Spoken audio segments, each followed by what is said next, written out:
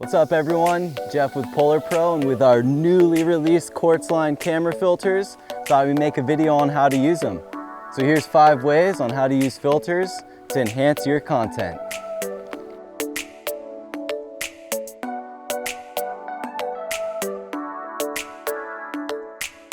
So the first way you can use a polarizer or an NdPl filter is to balance the exposure between the sky and the ground. Normally there's at least a couple stops of difference between the sky and the ground. So if you expose for the ground, you're gonna overexpose the sky, and if you expose for the sky, you're gonna underexpose the ground. So a polarizer filter can actually cut about 1.6 stops of light from the sky, which will get you even closer to balancing the exposure between the two. Check it out.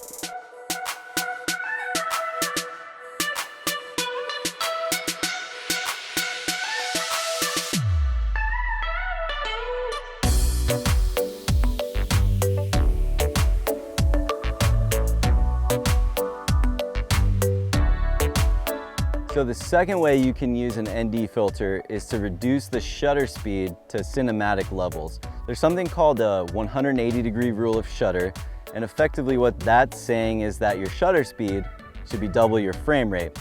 And at those levels, what's happening is it's introducing a little bit amount of blur motion into each frame. So when everything plays back, it plays back nice and smoothly and gives you that cinematic look. So we're gonna shoot a sequence right here at 240 frames per second with the red. So that means our shutter speed needs to be at 1/500th.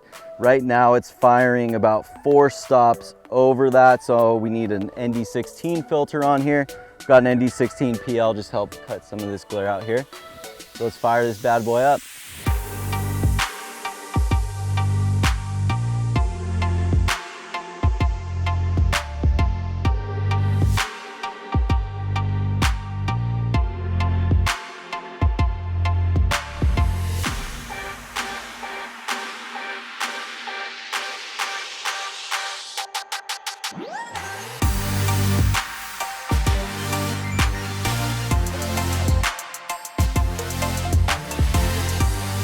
And the third way you can use a filter is actually by putting on a long exposure neutral density filter to keep nature more like nature.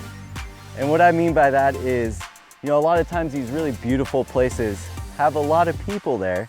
Most of the time, they're not always gonna wanna get out of the way of your shot. So you can put on a long exposure neutral density filter, and that's gonna keep the shutter open long enough for people to pass in and out of frame, which will effectively kind of ghost them out. And the fourth way you can use an ND filter is to actually keep the shutter open long enough to capture the movement of the clouds in the sky, giving them that kind of majestical, smooth look. Let's check it out.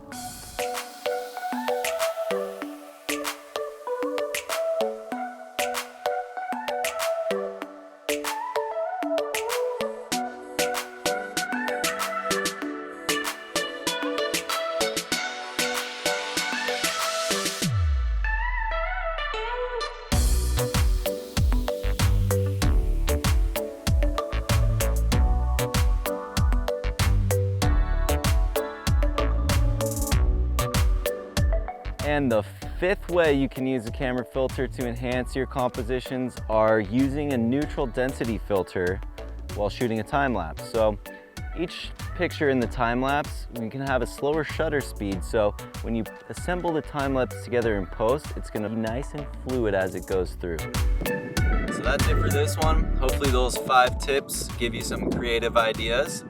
We're super excited about the quartz line camera filters. We dropped a link below, so be sure to check those out.